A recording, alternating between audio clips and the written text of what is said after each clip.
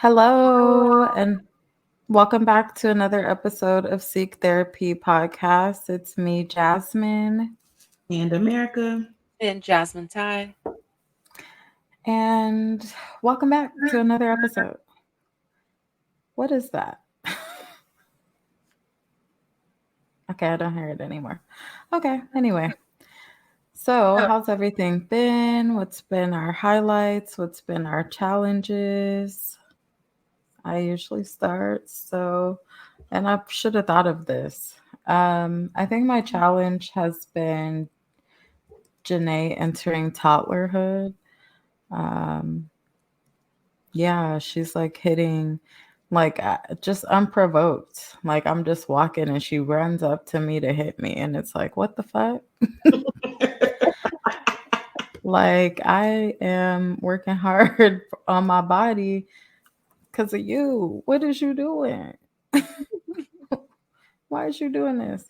So that has just been a challenge. And then this person at my job that approves my notes is just very annoying. I've been doing DMH billing for 6 years. I know what I should be doing. I know how it should be going. And this person is just such a, oh, remove this. Really? You're going to tell me it's a good note, but please erase this one word? Like, so that has been a challenge and just trying to not take it personally or react or not react, but not react negatively towards her, you know. Um so yeah, a highlight has been that it's been a very good week. um I got a new Stanley Cup, so that's been nice. Been staying on top of my water, been going to the gym, so I feel like I am finally getting back to that place of who I am. And then yesterday we went to Black on the Block, which is like a big flea market type of festival with all black vendors. And I don't know if y'all watched. Did y'all watch The Circle? Anyone? Yeah, No. but I didn't get to finish, but I already know who the winner is. Well, I saw her yesterday, Oh, I and like I her. saw Raven, Oh, and they were together, and they came up because Janae's cute, and they're like, I just know you didn't walk up here just casually, like you ain't just win. Congrats, So that was nice, um, and just being able to support Black business with my family, show my daughter the importance of redistributing our dollar to ourselves. Like that was really great. What about you, America? How's everything been? Highlight and challenge. so highlight. I also got another Stanley Cup. Yes. Come on, hydrated. Um, which is not the one I ordered, so they're sending me another one. So I get to Period. one. Only do I one. know that's right. So I've also been doing really well with consistency, water, food. I'm still in it with dry January. Um, so been doing really good with all of that. Um, also got accepted into the internal family systems training. Um, Yes, I know that's Congrats. right. so those are my highlights. And then I would say the challenges are still around, and this is a sign because if this is still a challenge, this means I need to continue to do something different. Okay. Hmm. But still managing the internal stress response, overwhelm, and all that good stuff. So that's still been a challenge. So Hmm. every week I've been giving myself the space to try something new. Whatever's working, we keep it going. If it's not, take it out, replace it with something else. So I'm gonna keep moving and grooving until things start to feel a little bit more like my baseline. Hmm. Are you still doing those freezing showers. Mhm. I am. Awesome. What was the baby Love it. step to that again? Was it just dunking your face in ice water? I mean, that could be a baby step outside of the shower, but inside of the shower, I would say start with the water how you normally do, and then slowly turn it to make it cooler. Wait a couple seconds, turn it again, wait, turn it again, wait, turn it again. Mm. Eventually, you'll get to cold, but it could be more of a slow buildup instead of you like boiling hot water. You're just gonna jump in a cold shower. That's crazy. Speak on it. Yeah. That is. What about you, Jasmine? How's everything been? Everything's been cool. It's been cool. Hanging in there with the new year. Um, yeah, I would say I get caught up in what y'all saying. So my new. Nope. Nope. Highlight and challenge. Highlight. Dang it. See, I get excited. Okay. You be So so excited to put people I on, didn't and I even love my it. mouth up. Okay. So highlight would be uh getting back connected with people in my life and stuff. So reaching back out to friends, kind of just resurfacing again slowly but surely, letting people know what's going on with me. And then a challenge has been realizing that I'm living partially through seventh grade again through Hmm. my students. Mm. It's always something with these kids. Mhm. So if you know a middle schooler, pray for them. Hmm. If you have a child approaching middle school, pray for Mhm. them.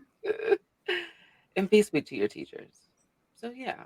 But it's just funny. It's like every day I leave work, I feel like a better teacher than the day before. But my mom Period. calls me and she's like, what's going on? I'm like, oh, so you just seventh grade. It's always something. Mhm. I will never go back to seventh grade. I recently looked up my yearbooks from middle and high school, and I was just like, yep, never do that again. Immediately now. No. But y'all know, Jasmine also loves to put people onto new things that she is reading, watching, listening to, working out to. So let's go ahead and get into new. My new is the Black History Month collection at Target. Mm. Oh, This strong. was like $8. It's a $8 tumbler for your iced coffee, so you can give Starbucks on a budget because we are not going to eat away all our money this year. So go ahead and support our community. They have some really cute stuff. I got some stuff from my office. Um, Pull up on it. What about you, America? Mine is also a Target edition because I don't think I talked about it last time, but my cup isn't in here. And it was Tabitha Brown's. Oh, Um, yes. I got Yeah. some tea. so I got the glass cup that says "Take care of yourself." Love Mm. it. But of course, she had an array of all of the things: the popcorn, Oh the my gosh. all that good She stuff. has little Yeah. peanuts, salt and vinegar. I don't like salt and vinegar at all. Bussing. Smashing them. Mm. Bussin'. Really? Yes. Mm. I'm interested in the ravioli. So she had like a Yes, bunch of me too. And I different, didn't have yeah, any. yeah. What about you? I know you want to put us on. Okay. So I was tired of hearing everybody with the stories and opinions and the whoop whoop whoop. So my new can also be found at Target. But I listened on Audible and it was Prince Harry's book. Oh, girl, what's So the tea? Because that man will not shut up whew, about his family. honestly, hopefully this is the end of it, right? Like we got the Netflix, we got Oprah, we got Netflix, we got the book. And everybody just go mind your business now, hopefully. Mm. So yeah, I think for me the biggest revelation was that Prince William and Prince Harry didn't get a chance to be brothers. And you would think like after the traumatic loss of their mom at their young age that like they at least, in my mind, got to be brothers. And then at a certain age, they're like, okay, William goes into king training. And Harry starts this book off and he's like, nah, fam, like, since I came out the womb, my dad has been like, oh, here's the heir, here's the spare. Cool, I'm done here. Like, uh, cool. And yeah. And so there wasn't that brother camaraderie um, that we would expect. And then my mom sent me a link to an interview with him and Stephen Colbert. And Colbert brings that up. And Prince Harry's like, well, yeah, that's because that's what the papers told y'all, that we were like this. Yeah. Crazy. So that's just a couple of things. I don't know if we needed to know that he was circumcised, but it was in there. Why was that? It was a thing. You know what I mean? So he, he put it out there. It was a tell-all. So, but yeah, but I was wondering how the tone of the book would end. And I would say that the epilogue was beautiful. I'm not going to spoil it, I guess, for anyone's spoilers. But yeah.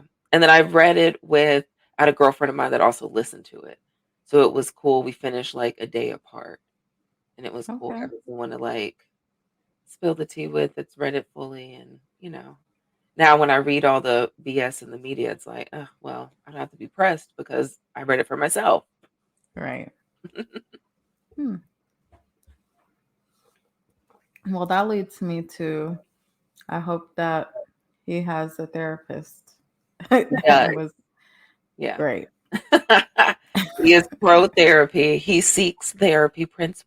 Not Prince William. We don't know his business. Prince Harry, he seeks therapy. Perfect.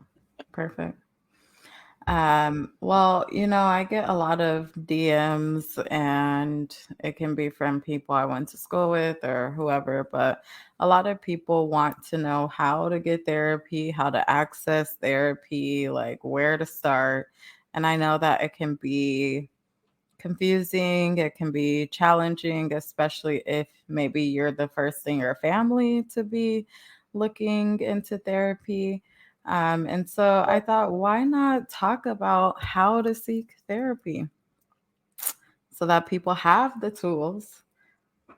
Listen, y'all, we giving you an open book test and we giving you the book. So open the book.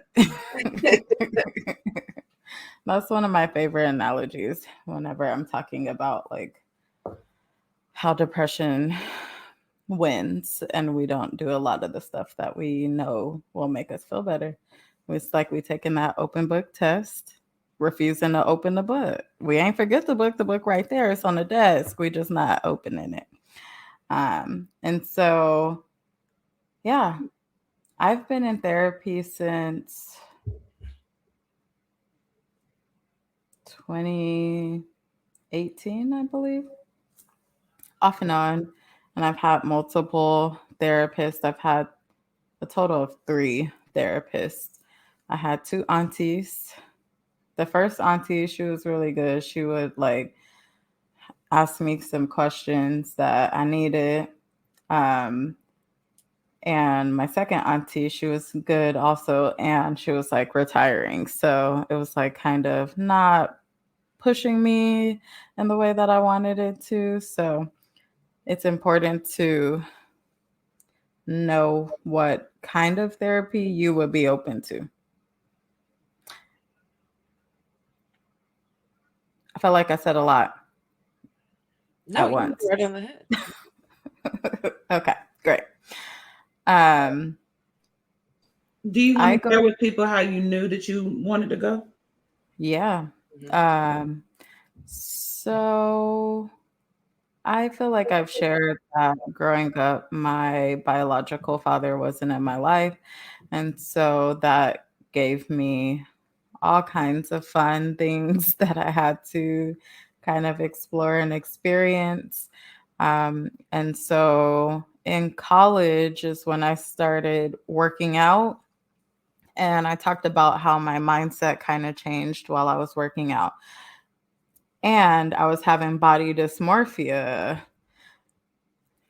And I say quotations because it's not exactly how everybody thinks it is, but I was essentially like unable to see what other people saw. So it was like I was still seeing almost 200-pound me, when I would look in the mirror, despite me losing like 60 pounds. And so that's when I was like, I need to talk to someone about this, you know. And so I went to the therapy center at my college, and it was impacted. So I had one appointment, and this how I really knew I needed it, because I ain't know this white woman.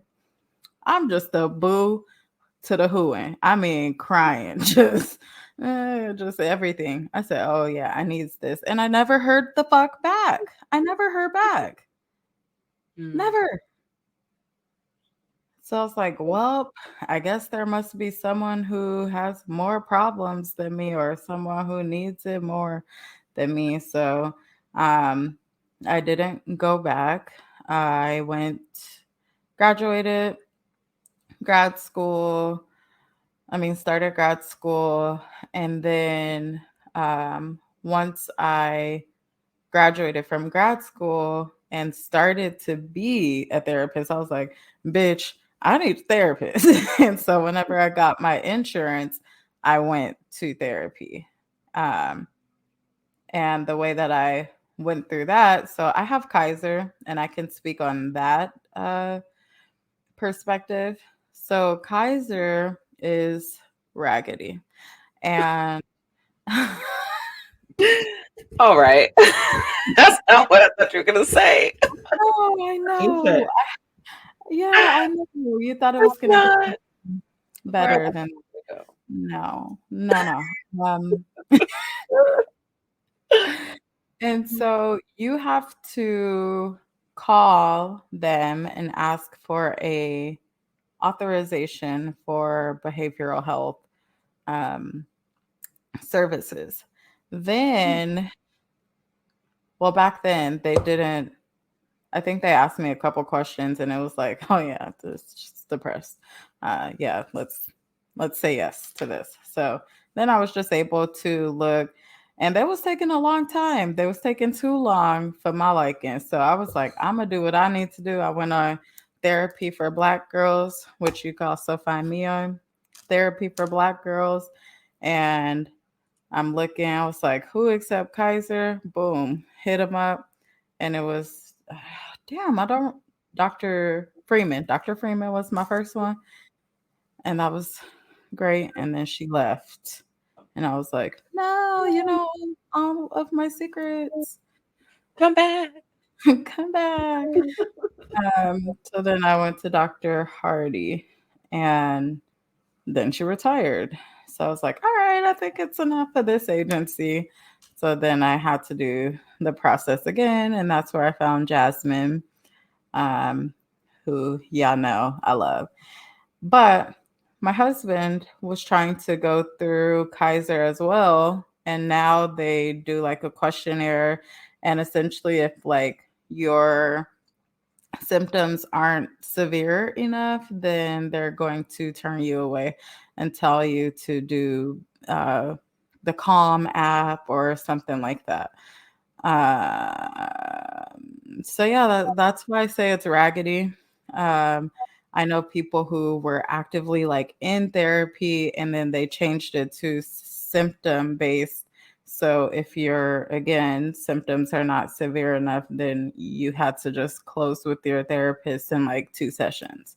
So it's raggedy as fuck, you know. But my depression comes in waves, so here I am still in therapy. But it is challenging and it is annoying trying to go through it. And if you like really want it to happen, then you have to do the work for it to happen. Because I promise you, they're not going to do the work to get you in there.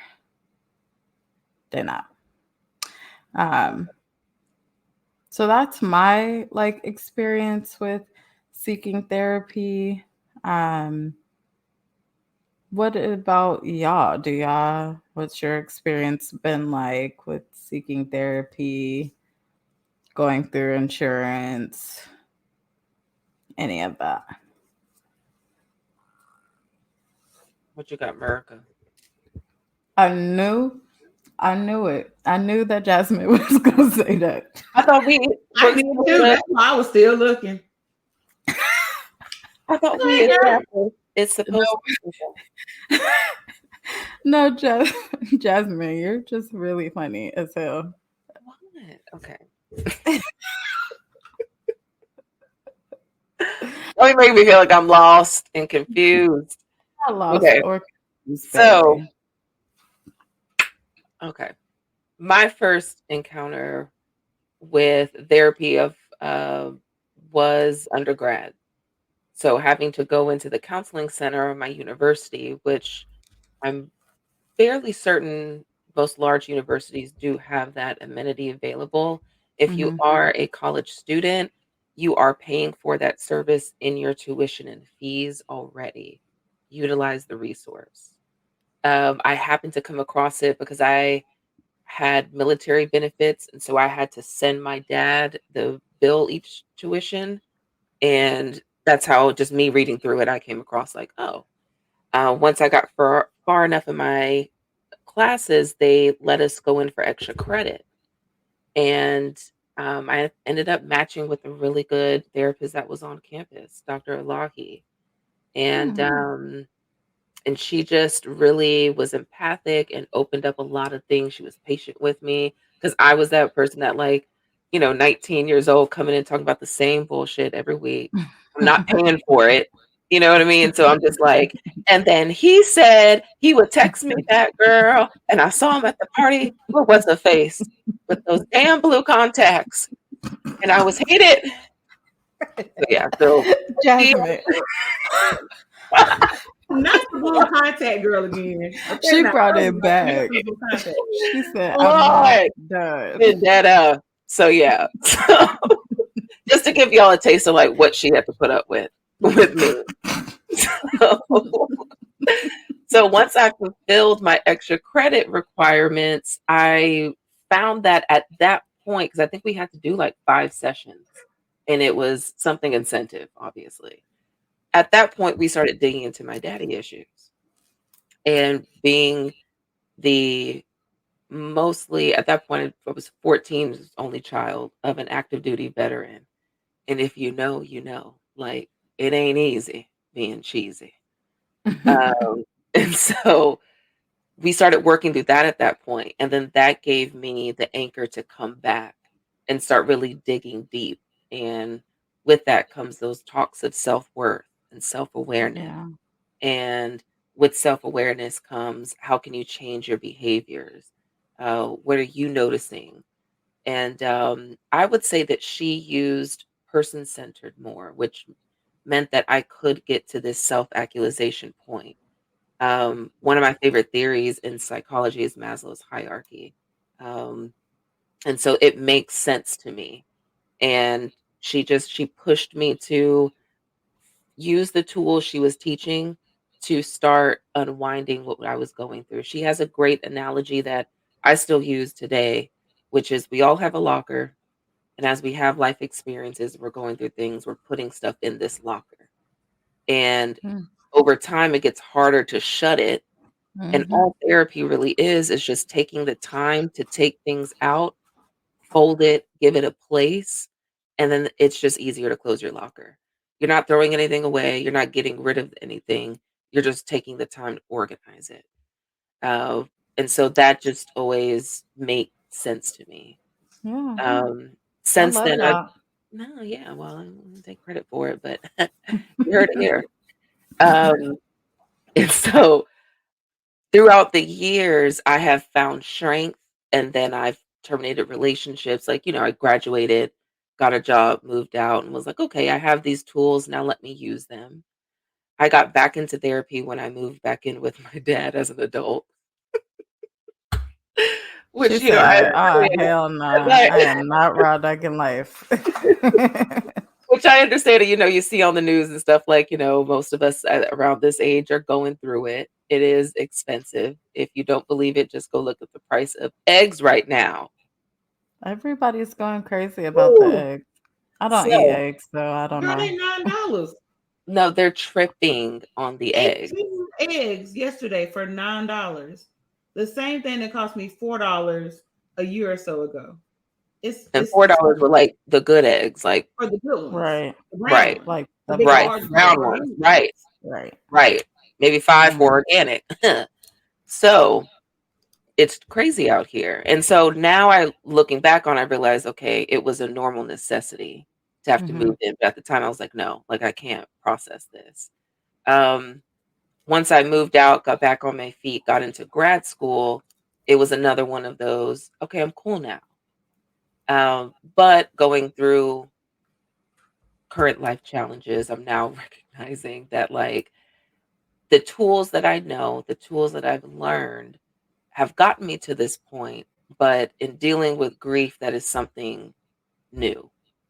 And as I'm saying things, I'm not realizing that like these are things that I should be now processing in therapy with because of grief. So I say all this to say that as you go through seasons, in my experience, it's okay to take a step back from therapy, apply those tools you've learned to your life, but you still have to recognize once you start feeling that equilibrium is off, get right back in it. And then, of course, we'll talk about how you do that. Yeah.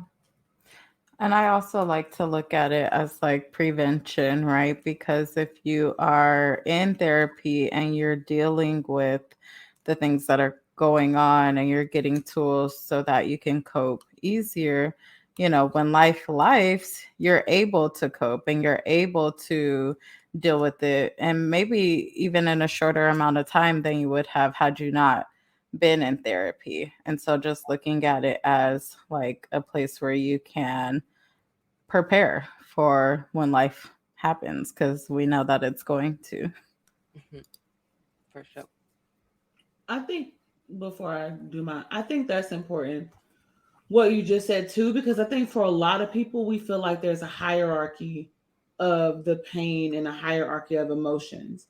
And so, if what we're experiencing in that moment doesn't feel big enough or it doesn't feel as important, oh, I can figure this out, or oh, this isn't a big deal, or whatever Hmm. the case may be, then we usually wait until we're at complete rock bottom before Right. we reach out for somebody to provide us some sort of support. Um, and I think that a lot of that, especially for our community, of course, is around stigma. And if we're talking about Hmm. Black women in particular, many, all of us have this role of the strong Black woman, and that's Right. been placed on us to show up a certain way.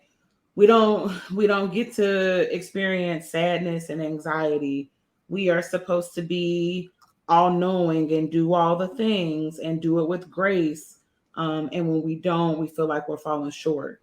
And so just understanding that, I like to compare us to cars from time to time. I like analogies. So, like, I like to compare the fact that if you're feeling overwhelmed or you're feeling anxious or you're overly tired or you're feeling sadness or self doubt or whatever the case may be, there's a high probability that your check engine light is on.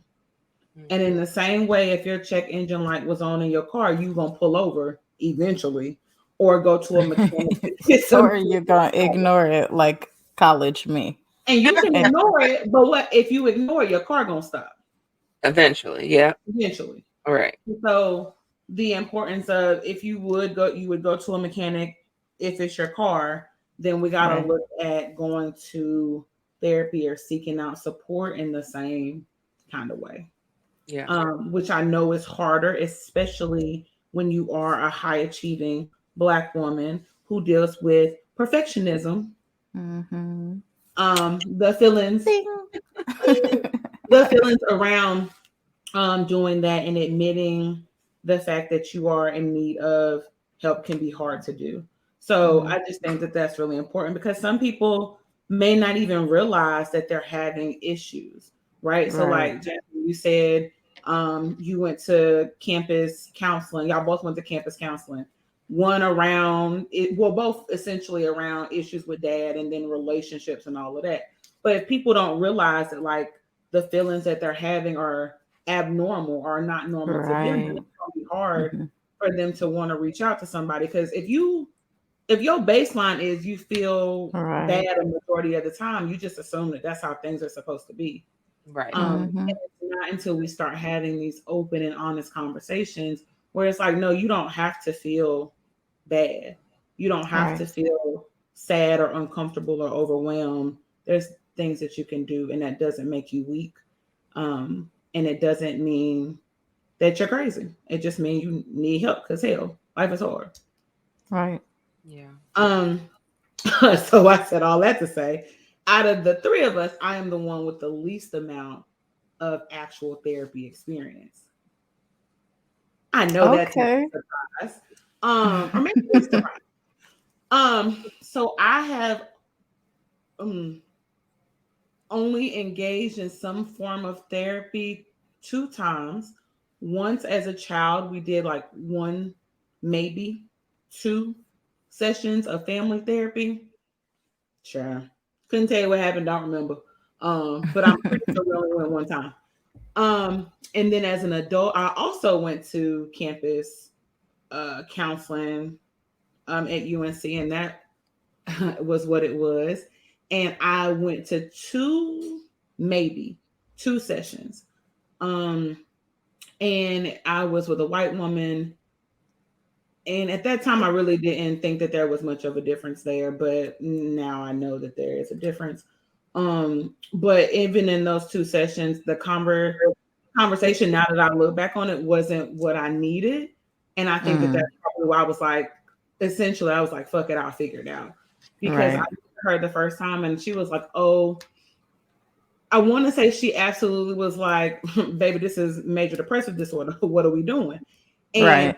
like, okay, so now what? And she's like, well, I'm going to prescribe you insert medication because I really don't remember. I want to say that it was Prozac or Zoloft. So yeah, She that's was where you like, start. I want to prescribe you this, and I'm going to tell you. She goes, there's a high probability that after you take this, you're going to notice an increase in suicidal ideations. You're going to feel really anxious. You're going to have a racing heart. It's going to be difficult for you to sleep. You're going to experience a change in appetite, all of these things. And she was like, I just need you to promise me that when you take it, before you kill yourself, her words, before you kill yourself, make sure you reach out to somebody. The fuck? I took the prescription. I got it filled because I was like, oh, okay, I guess I got it filled. By the time I got back to my apartment, I flushed them. And I was like, don't worry about it. I figured it out. Literally what Mm. I figured Hmm. out. Because now I appreciate you providing me this understanding of the side effects. And now I'm like, well, bitch, what was the coping skills? And where was like Right. all of these other things? And that I just feel like that shows negligence on the part of a lot of therapists and prescribers. And I totally Yeah. get when people say, I've been through multiple therapists, or I don't even want to, Hmm. because it can be difficult to find somebody both with the knowledge and who actually cares. Yes. Because a Yeah. lot of us, most of us that are in this, whether we realize it or not, we have a somewhat of a God complex. We feel like it's our job to show up and do all the things for people. We think we know better. And not me, because I probably got a God complex too. We all do. And so the belief is that you know better than people. And sometimes what happens is it makes you negligent and you're not willing to see your client as the expert, and you're not willing to take the time to listen to what they're experiencing so that you can show up for them in the best way possible. And I think that for her, that was a great example of that. Because what if I would have took that medication and that was it? She was like, take the medication. I'll see you. And that's Hopefully, okay. I'll see you in two. Hopefully, you'll see me in 2 months. The fuck? Yeah. Oh, baby. The fuck? Okay. So I took a fuck it, I'll figure it out approach. And that approach has served me pretty well, honestly, for the last 12 years. And now I'm back in, okay, wait a second. Now we got to re strategize and figure something else out and do something different. So, for the people who are listening who have not participated in therapy or have only tried once or twice and said, fucking never mind, I am you and you are me, and I understand. And I think that that's why these conversations are important, because everybody has a different experience. Some Mm-hmm. people have had super, like Jasmine, you love Jasmine and you I love the do. women before her. And so just understanding that it's almost like a relationship, It you know, is. It literally is. Yeah. you're going to have to date around and have the patience to be willing to meet different providers, get to know their styles, what feels good, what doesn't feel good, and Mm-hmm. then make a decision from there. But it doesn't mean don't try. Yeah. And Yeah, I think that's the lesson that I've learned. definitely. You touched on something that I wanted to touch on, which was when therapists don't allow you to be the expert of your life. And Mhm. so I wanted to just kind of talk about how it would look if maybe the therapist that you're meeting with is not a good fit for you. Mhm. So let's say you're describing something and they're just completely off, just like completely don't understand what you're talking about. Let's say maybe you're talking about how stressed you are with responsibilities, with work, with all this stuff. And they say something like, oh, well, have you thought about just not doing any of your responsibilities, and just something just off the wall? Then you're like, how did we get here? What do you mean? That don't sound right. If you leave therapy feeling worse than you did before you left, that is a good indication that that is not the best fit. And I don't mean they kind of read you your rights and like called you out and held you accountable. I mean, like, they didn't help. Right. Yeah. They didn't say anything that was helpful or give you any insight or, just it was not helpful. Chances are that's not the best bet. Um, I'm trying to think because there was that whole post where people talked about all the shitty things that they've experienced in the therapeutic space. And it really did make me sad because, like, this is people's lives, Yeah. And you it's such know, a vulnerable space to be in. Right. it is. So feeling safe and feeling that you are in competent hands is an essential part of the therapeutic relationship. Hmm. And I think a part of that too, I saw that thread too, Jasmine, and one of like, if you're in a session with a therapist and you are Black or brown and they are completely dismissing your concerns related to racism, if you are a part of the LGBTQIA plus community and they are making comments around how that's against God or whatever other religious conversation, or if you're saying I'm depressed and they're saying, well, you just need to pray about it, Mm. or I'm anxious, well, you should just pray about it. Like, we really got to understand that all of us have biases as therapists, of course, but because we're human, but understanding that those things can't show up in the therapy room. And if they do, you need to check your shit. And so, really paying attention to see what that comfort level is. And if you're comfortable with this person, because when you said the one about you might feel, I always tell people, you may come into this feeling one way, and after a session you might not feel better, but really check in with yourself about why you don't feel better. Is it because I've said something to offend you? Is it because I've made you feel judged? Is it because you feel like I'm not hearing what you're saying? Or is it because I snatched your wig a little bit?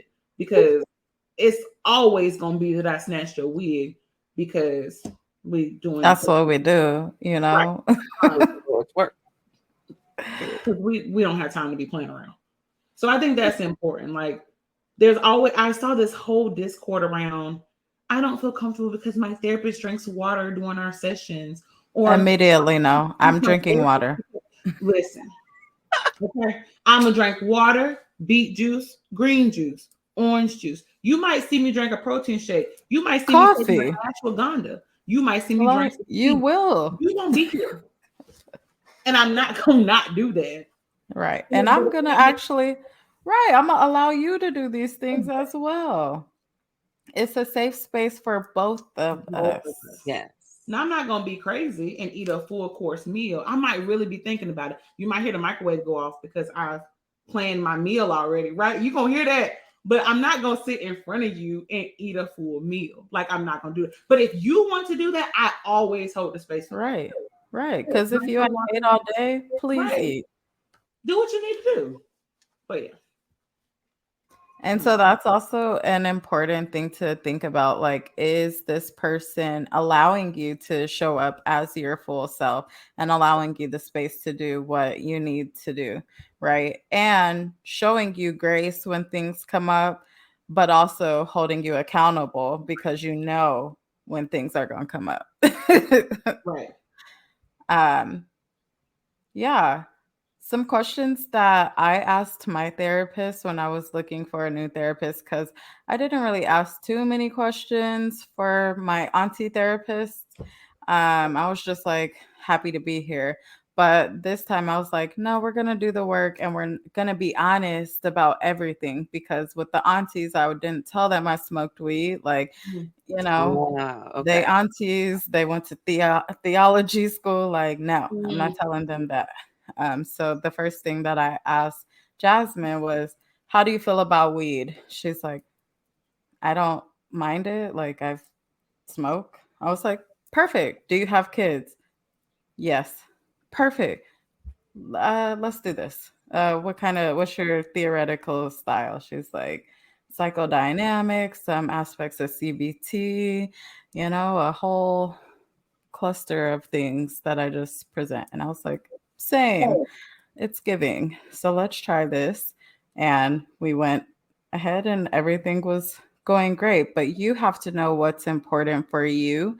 And you want to make sure that they understand that and that they kind of have like same kind of values on a level, because you don't want to be talking about something like maybe abortion, maybe, and then they're like, oh, well, that's not right. Like, this, it's not the space for that. So if there's any pressing issues that you see yourself wanting to talk about, I would suggest kind of asking, what's your stance on this? Like, what's your history with this? Like, do you feel comfortable talking about this? Like, I'm polyamorous. Like, just making sure that you are asking the questions that you need to ask so that you feel comfortable going into the setting.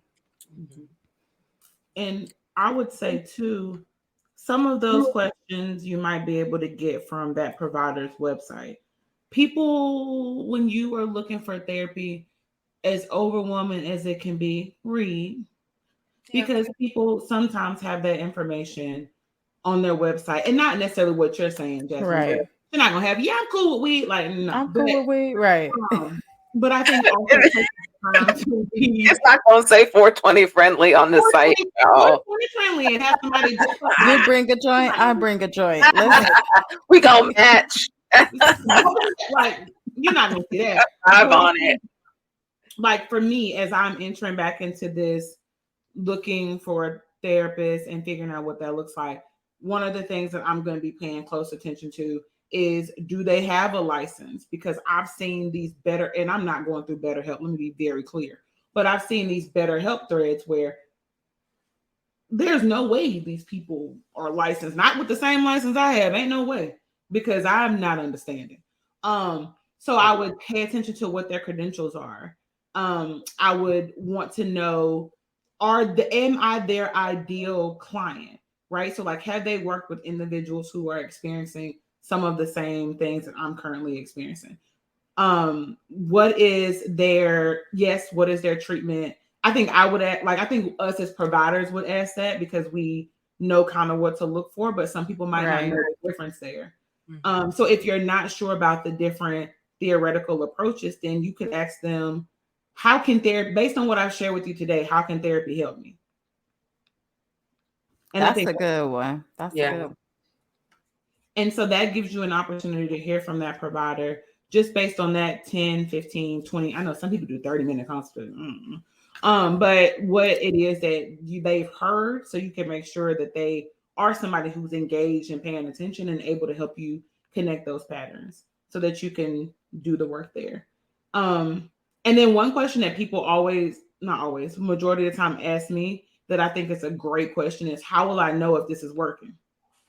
Mm. And I think that's particularly important if you've never engaged in therapy before or if you've had some issues with therapy, is because it's going to help you as the individual. It's going to help you really understand this process so that you can have realistic expectations. Because I think some people go to therapy thinking, oh, I feel really bad and I'm feeling really overwhelmed and this should go away after my first session or two. And so we have to really identify the like, no, baby, there's probably Mm, some mm, other stuff. mm. No, man. 20 plus years of Right. stuff that's Yeah. impacting how we're showing up. This isn't a one or two session kind of deal. And so Right. making sure that the client and the provider also has realistic expectations of what that work together look like. Yeah. Definitely. I always let people know like you didn't get like this overnight. Mhm. So don't expect to have all these symptoms just like be gone Right. overnight.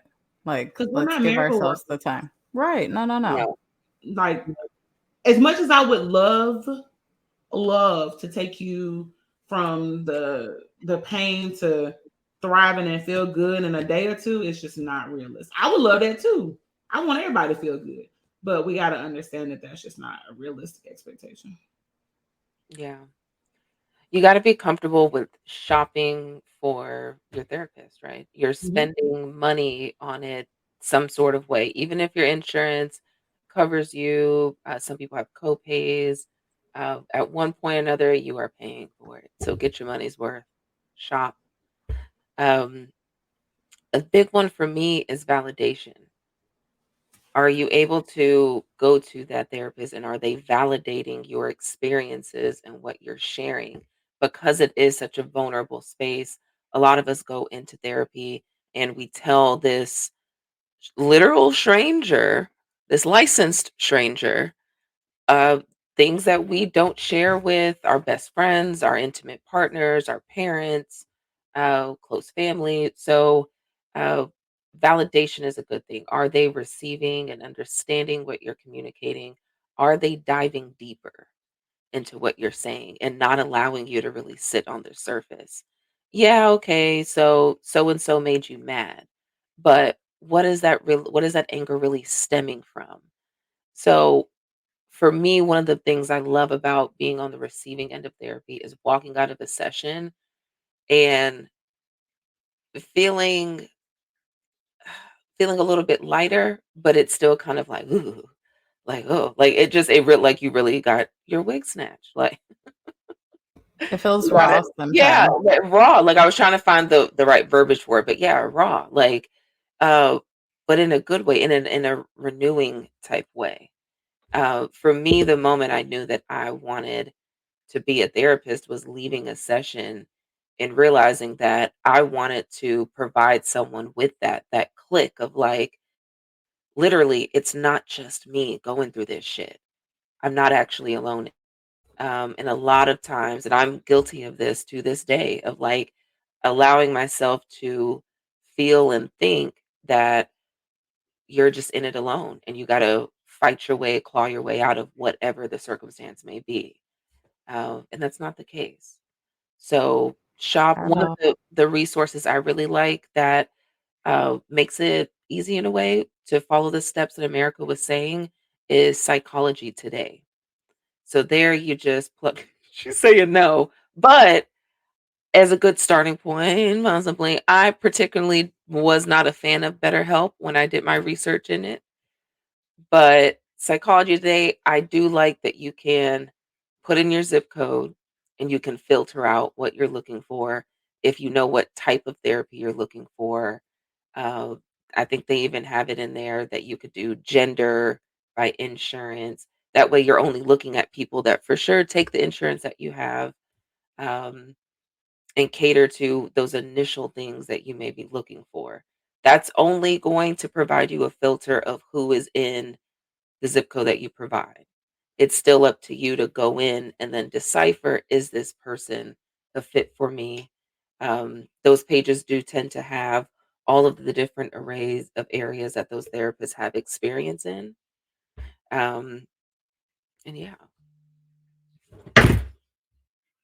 The only reason I shook my head real hard is because It's the real hard for me. a Yikes. lot of Black providers got off of Psychology Today, because Psychology Today did a couple of articles filled with microaggressions, Mm, particularly around Black women. And they also ran ads for Donald Trump, uh, for at least a month around election time. So this I I did know not a lot know. of us said, be blessed, and got off of Psychology Today. And so just making sure that folks, if you're particularly looking for somebody Black and brown, I think, yes, Psychology Today is known as like the holy grail. That's where people go.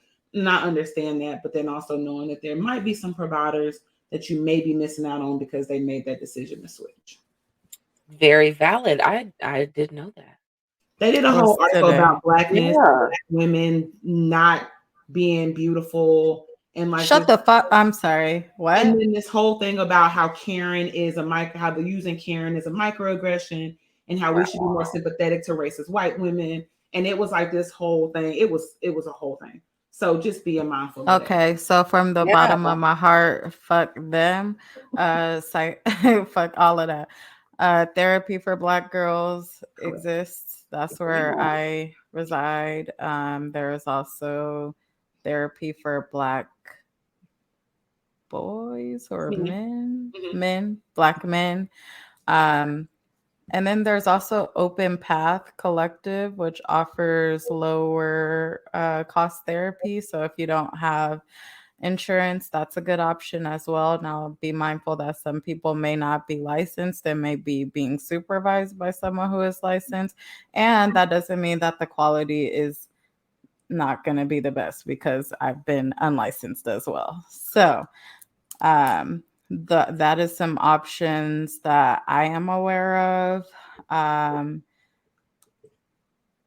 and There's also, don't be like on TikTok or Instagram necessarily looking for a therapist, No. because just because people post mental health content don't mean that they are qualified to do so. No. Chances are they're struggling with the stuff they're telling you about. And then there's other ones, and you might notice overlap, especially on the Black Brown directories. So there's also inclusive therapists there, and we can list these, I'm guessing, in the show notes too. But inclusive therapists, there's clinician of color directory, there's melanin and mental health directory. There's therapy DN, which is an array of folks, but still some, I know they are somewhat inclusive as well. Um, and then also the Boris Lawrence Henson Foundation, which is with Taraji, and they have a directory as well. But again, you'll probably notice some overlap because many of the Black providers in your area are probably on more than one of those directories. Yes. And the last kind of resources that I wanted to share was a couple of therapy scholarships. So there's Black Girl Smile. They have a therapy fund for 2 to 6 therapy sessions. Loveland Foundation, they do 4 to 12 therapy sessions, up to 120 per voucher. There is the Boris L. Henson that offers 5 free therapy sessions. There is in Washington, there is at WA Therapy Fund, where they also have funding for therapy. There's National Queer and Trans Therapists of Color Network that offers 6 therapy sessions, up to $100 in value. And that is what I know of. So I will also be sharing that to our Instagram stories when the episode drops. And Mhm. let's go ahead and get some therapy, y'all. Like, so many people in my Yeah. life have got therapy, and I'm gonna take a little bit of credit because I'd be out here like, hey, you should get a this what you could talk about a therapist. Uh, therapist. Hey. Like, I'll be out here trying to give them the therapy. So That's right. And yes. one more for vouchers or financial resources. At one point, I'm not sure if they still are. They probably are. The Black Female Therapist Directory. They have a Instagram page, and they also provide vouchers or payment for people as well. Mm. Yes. Be I'm out loving here. it. And for you don't have to provide proof of income for any of those resources that I know of. That don't mean just be out here abusing the things because we don't think about Right, it. We right. Right. genuine people, but just a thing. Yeah. Yeah, yeah. And I know that we did some commitments the last time that we met, and so I just wanted to round it out, well, finish it out with that. So my commitment was to do 2 yoga sessions in a week, and I did. I've incorporated yoga throughout the week, and so yes. What Mhm. about y'all?